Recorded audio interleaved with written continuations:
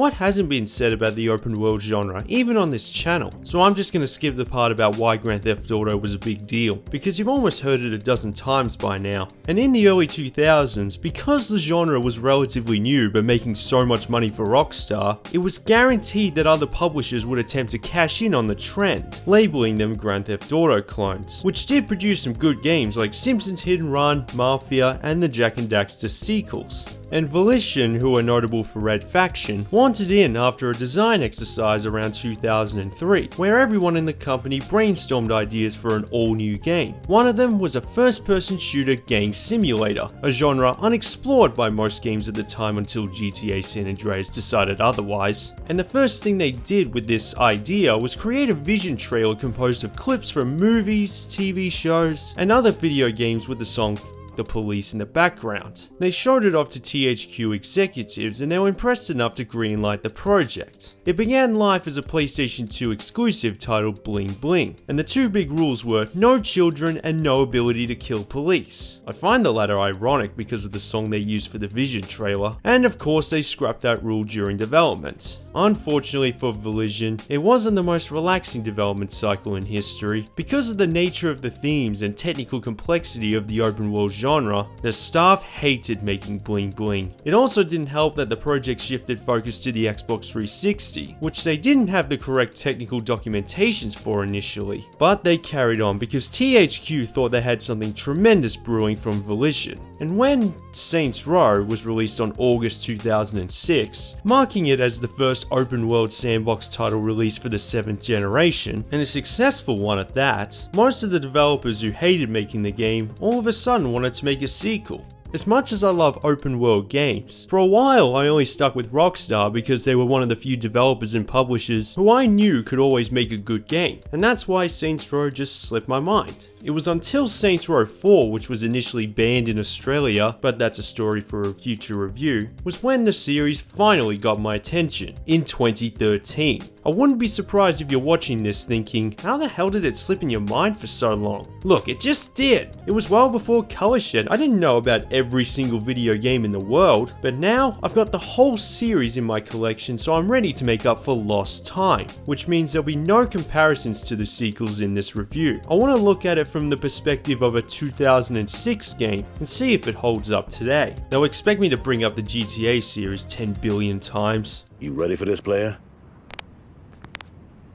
Because it was the first time the developers made an open world map like Grand Theft Auto, and they were programming for a console they didn't have instant technical specifications for, nor did they have any experience Whoops, gotta keep my eye on the road. Nor did they have any experience creating sandbox maps that you can free roam entirely. The whole game feels not like it's gonna crash, but it's not very stable either. The city loads only when it wants to, and when it does, it feels quite empty, even in the middle of downtown. Sometimes I would wait 20 to 30 seconds for a car to drive past. And if there are too many people on screen, the frame rate is quite erratic. But this game came out before Grand Theft Auto 4, and was originally developed for the PlayStation 2, so it feels like a 6th generation open world title in HD, which back then would have been stunning to experience with its character models, lighting, shadow effects, ragdoll physics, and removal of loading times even when driving on a bridge.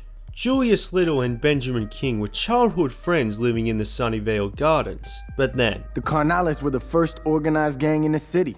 The way Julius tells it, they owned the whole damn town until Benjamin King stepped up against them. Yes, the two formed the Vice Kings to take back control. But after that control is broken, with Julius cautious of the way the Kings were operating, with another gang, the West Side Rollers, being formed in the process, Julius left for Saints Row, forming the 3rd Street Saints to take it to all 3 gangs, and swears to never make the same mistake again. During one shootout, you, a civilian, just happen to be caught in the crossfire, surrounded by the sole survivor. Wrong time, wrong place, dawg. You okay, player? Julius, let's move. But you're saved by the Saints, who give you a chance to join their gang. Welcome to the 3rd Street Saints.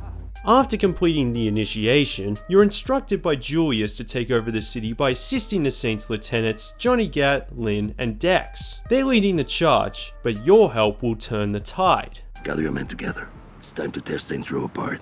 and those are the main plots. There are 3 of them. You work for each lieutenant individually, with Julius being the only character involved in each one because he's the leader, and how you approach them is entirely up to you. You could take down one gang at a time, all 3 at once, or even one at a time right up to the final mission, then do all 3 final missions at once. So long as word gets out that the Saints is on the roll, I don't give a damn how you do it. This makes it impossible to have any consistent pace, and there isn't a sense of satisfaction from the Saints throughout the game because they never mention your hard work. I think a little bit of unique dialogue in these cutscenes would have been a good idea. Only right up to when you completed everything are you treated like a highly ranked member of the Saints. Ben's been saying you're doing a hell of a job when it comes to the rollers. Keep it up. Also, each gang you're going after, the leaders, which the game cuts to sometimes, their stories and characters are almost identical. One leader who's calm and won't do much, and the enforcer is more impatient than a sports executive and wants to take control him or herself. Looks like everything is under control, Hector.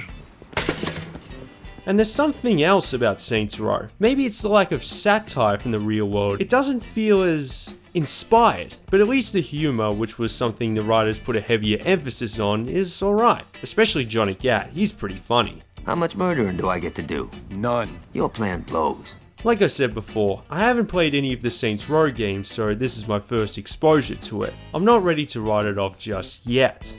Get dressed. We got a little piece to disturb.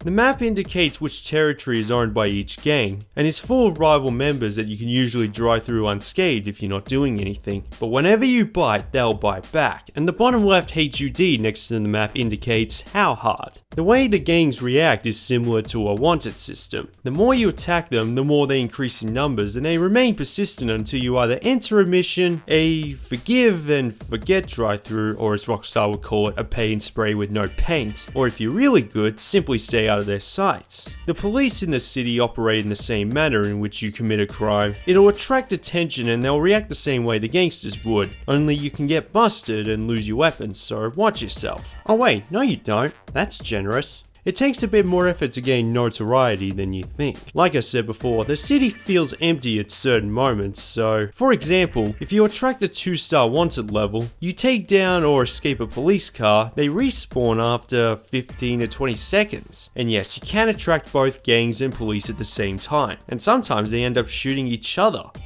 Police, drop your weapons! You're not getting away from me!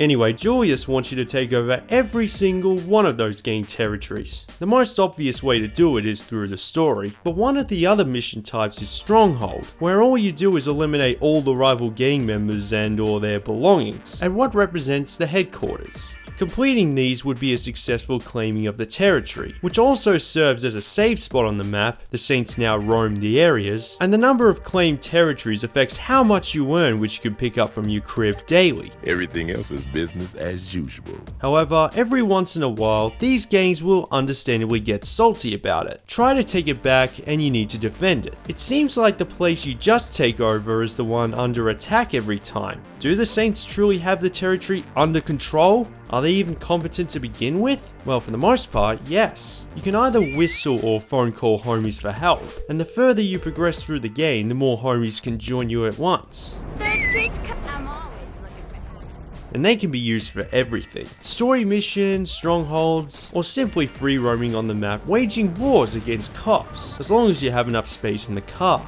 And they're way more competent than the homies in Grand Theft Auto San Andreas. There was one stronghold I was struggling with, got smoked a few times, but after recruiting help it was still a challenge, but it felt good knowing that you had your back covered. They actually keep up with you and fire their weapons accurately. Honestly, everything I just said about how territories work, I could have repeated in another re-review of GTA San Andreas, because the similarities are so obvious. The main goal is to take over the city from rival gangs by taking out a high volume of enemies. The more territories you own, the more money you earn, but because this kind of gameplay was a bigger focus for Volition, it's better refined in Saints Row. The only thing I wish it had were more territories to take over than activities. Now here's where things become a bit sour.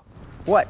Before you can enter missions and strongholds, you need to have enough respect. This is earned from performing activities that are all over the city with 13 different ones to choose from, including hitman, street racing, drug trafficking, escort, and insurance fraud to name a few. Get enough of it? They're gonna back off, and we're gonna move right on in. We got some friends in town that could use some help. Give them a hand. The respect meter is like a currency system where if you reach the threshold, you may do one of these missions. And the more you fill it, the more you can do to progress through the game in one go. The developer's intention was to change the way side missions scattered on open world maps are perceived, so that they're part of progressing through the story. Like the Mayhem activity, for example. All you do here is destroy everything you can find, but it helps gain respect so you can take on the rival gangs while taking advantage of the upsides an open world game provides.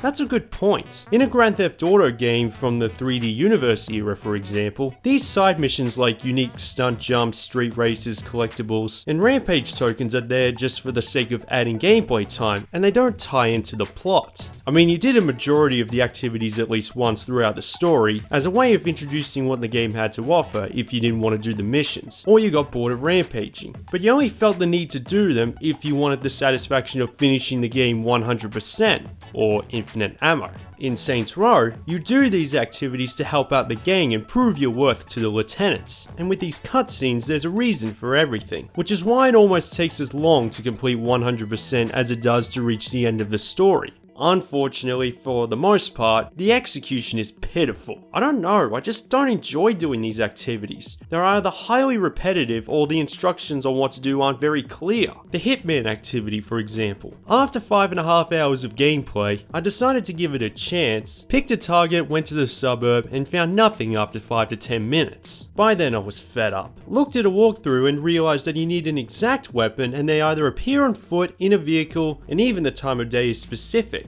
That would have been fine if the game made those facts clear, but it doesn't. I thought this meant the weapon they were carrying. Basically, if I have to go through all that frustration over an activity, you're screwed up. There are some activities I can tolerate, including racing, mayhem, and drug trafficking. Each level increases the difficulty, the amounts of respect you can earn in one go. The location is mostly different. You don't have to do all 13 to reach the end of the story, and you can also earn respect by defending your territory and painting over the rival gang's tags. But for the most part, it feels like such a chore to play through. It's Scarface the world is yours all over again. That feeling of perseverance to get to the fun parts. It's not exactly the most original plan. There's something to be said about the classics. Missions and strongholds should be two different things, with the latter serving as another way to gain respect, because that's exactly what you get for doing a defensive version of the same thing. It makes sense. But I suppose you get a satisfaction from playing them after all that grinding in the activities. But a video game should be fun all the time, or otherwise, what's the point? It ain't gonna be settled until the Canales, the Rollers, and the Vice Kings ain't nothing but a memory. With the money earned from the missions and activities, you can buy weapons, car upgrades, and clothing. The latter is another way to increase respect rates. The more purple or cool looking clothes and accessories you wear, the more you look like you belong in the 3rd Street Saints, and the more respect you earn in one activity. It may look like I tried too hard towards the end of the game, looking like this at the beginning to this, but in all honesty I wasn't trying at all. I was only thinking about which clothing will earn me the most respect, so I can spend the smallest amount of time as possible on the activities because that's how little I care for them. Fortunately, the customization options are one of the best things about Saints Row, maybe even better than GTA 5. Although you don't have as many different outfits to choose from, nor are they as detailed, it's the variety of what you can do with them that makes a difference. They vary by color, how you wear them, and of course they affect respect levels. Which means you have to think about how you spend your money in this game because there are so many costly options and you're not just spending it on ammo, but I'll get to that. Honestly, the only drawback is that there's no brown hair, but when you get a hat or beanie which increases your respect bonus, it doesn't matter. Just go with purple hair. I'm sure whatever style you're carrying, you look like a saint to the public, pun intended. Right at the beginning you have your own crib where all your purchasable outfits, territory earnings, and rewarded/stolen cars are stored. It's better to focus on one gang so you can unlock all the good stuff and use it when it matters. I don't think I even visited any of the other cribs after beating this game. It may not look like it, but these garages are the size of Jay Leno's. You can put in as many cars as you want, and even if you abandon them, they'll be back there to drive again. Only downside is that the damage is still the same, and need to visit a car mechanic to fix it. And in case you're wondering, no, there are no planes, helicopters, boats, or even motorbikes. This is also where you can save your progress. But what's the point if you can just save in the pause menu? Well, it's simple. If you do, and reload, you'll spawn at the nearest gang headquarters or crib. I usually take advantage of it by saving in the menu deliberately, just to reload to get closer to the next mission marker or crib to fix my car. It's the closest you're gonna get to a taxi in this city.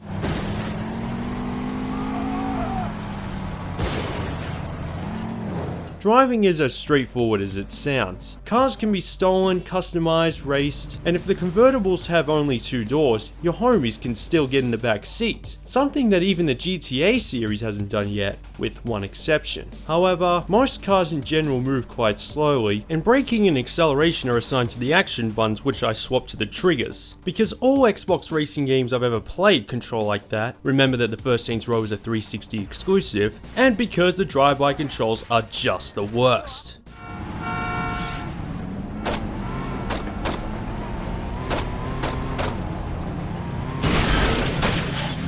Every time I'm in a situation where I need to take out someone on the road, I sigh in disgust, because if there's one thing in this game I hate more than the activities, it's the drive-by controls. Okay, this was the first open world game that allowed you to shoot whilst in the vehicle and aim freely, but alright, I'm going to be very precise, so I hope you ladies and gentlemen can keep up. Depending on the button configuration you select, either the right trigger button or the A button accelerate and fire your weapon respectively, and the right analog stick aims the weapon. But if you need to take out someone on the road like you see in this game, with the button configurations available, it's physically impossible to do all 3 actions: drive, shoot, and aim at once. Your right thumb can't use the analog stick and the A button at the same time, and whenever I do the drug trafficking activity, I use the right analog stick with my left thumb to control my aim because there was no other comfortable way to shoot accurately. Another reason why I recommend choosing the Xbox Racer configuration. It's better to shoot with the right thumb. Yeah, thanks for your advice, man.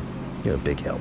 I know it sounds like I'm going highly deep into such a small topic, but it was something I could not ignore. We take little details like that for granted, and it can affect the entire experience because you're always driving, moving, and shooting. GTA 4, for example, put the drive-by shoot button on the left bumper, R1 on the PS3 version, and that tiny difference makes all the difference. Not bad, man.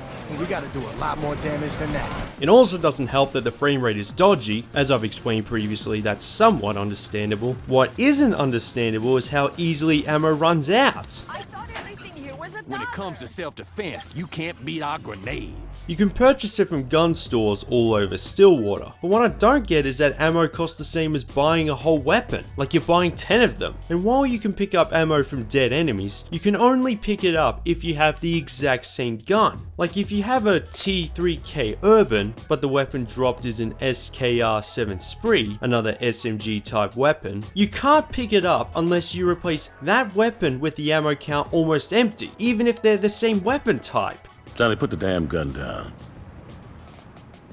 That might explain why you get to keep your weapons after getting either busted or smoked. It's gonna run out quickly anyway. It has decent weapon variety that I'm suspecting is nothing compared to the sequels, but that's just ridiculous. And it's another reason why I detest the drive-by controls. You need to be accurate to preserve ammo because it runs out too quickly, but you can't because the button configuration is terrible. Again, recruit as much help as you can get. And because stores are closed at night, including the gun shops, sometimes you need to wait until the sun rises to refill your arsenal to have any chance of these missions, because there were so many moments when I ran out completely and was a sitting duck during gameplay. Did I mention that time doesn't advance when you save it? That's why I prefer doing the racing, mayhem, and drug trafficking activities specifically. They don't use up any ammo whatsoever. I don't think I'm feeling the bat today. This is always the hardest part for me, you know? Balancing stopping power with personal enjoyment.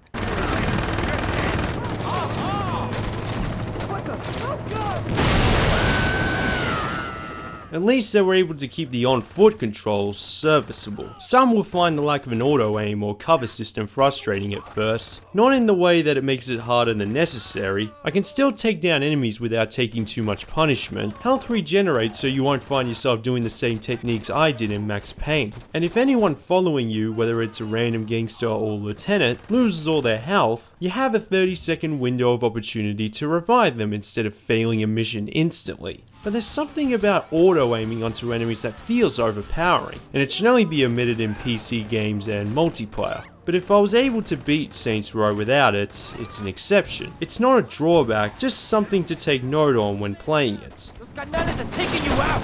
You ain't got what it takes, kid. Give me a hand here! Don't you see me?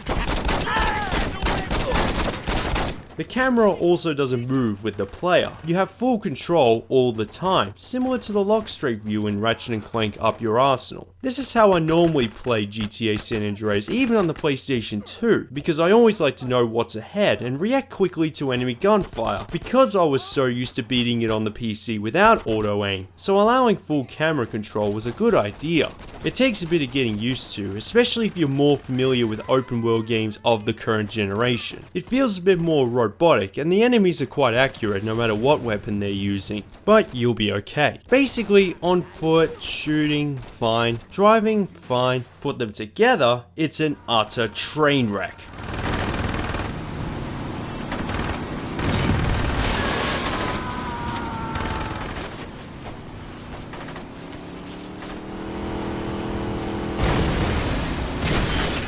Saints Row does a few things better than GTA at the time, including car sat-nav, customization options, being able to shoot anywhere, and its playful sense of humor. But the GTA titles more than excelled in so many other areas. It's just the overall gameplay that I'm not a fan of. When you're doing the missions, everything's good, but I'm always going through this cycle of shops closing, ammo running out, boring activities, and infuriating drive-by moments, which occurs frequently from start to finish, and it interrupts and overshadows a lot of the positives of Saints Row. Unless you've completed this game, you have no idea. And the most frustrating thing about it is that these issues could have been fixed without overhauling the work they've done. They just needed more game testers. I think Julius was right about you.